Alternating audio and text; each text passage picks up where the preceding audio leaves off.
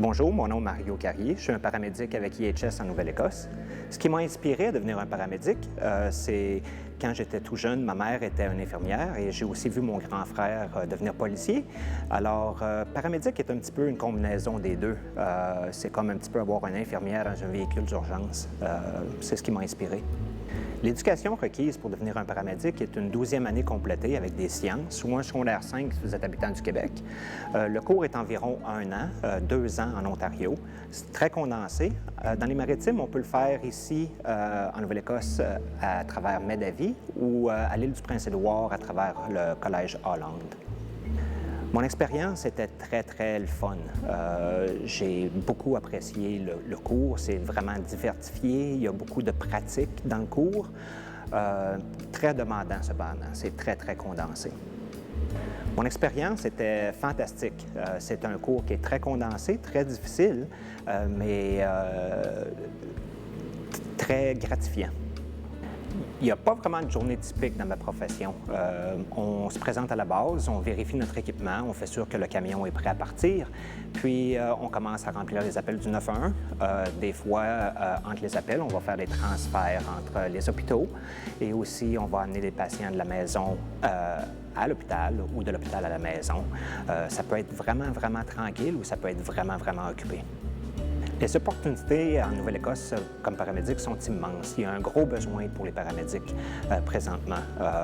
Notre rôle continue à s'agrandir, alors on a besoin de paramédics en soins primaires, en soins avancés, en soins critiques.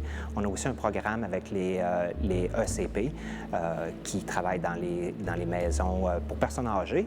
On travaille aussi dans les hôpitaux avec les docteurs et les infirmières dans le département d'urgence. Le plus grand défi comme paramédic, c'est de rencontrer les gens dans leur demeure, puis essayer d'établir une bonne relation et une bonne communication avec eux. On n'a vraiment pas beaucoup de temps pour faire ça sur un appel, mais c'est critique que ça se fasse. C'est pas tout le temps très facile. On a des personnes qui peuvent être intoxiquées, des personnes âgées, des enfants. C'est des situations qui peuvent être vraiment stressantes. Alors ça, c'est un des plus gros challenges. Un des plus gros défis.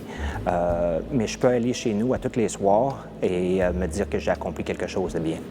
La meilleure chose à propos de ma profession, c'est quand je me lève le matin pour aller travailler, c'est jamais une journée pareille à l'autre. Je peux partir d'une collision à un accouchement, un arrêt cardiaque, c'est jamais pareil. Pour être un bon paramédic, je crois qu'on a besoin d'avoir des qualités de chef. Il faut être capable de bien communiquer. Aussi, ça nous prend un sens d'empathie. Il faut être capable de rester calme et gentil dans des situations qui sont très stressantes des fois. Mes conseils pour quelqu'un qui voudrait devenir un paramédic, ce serait de rester à l'école et de finir ses sciences pour commencer. Très bonne fondation. Après, je dirais de rester en forme physiquement et de s'impliquer dans la communauté, comme avec la Croix-Rouge ou avec les pompiers volontaires. Peut-être prendre un cours de premiers soins. Très bonne préparation. Mon nom est Mario Carrier et je suis un paramédic.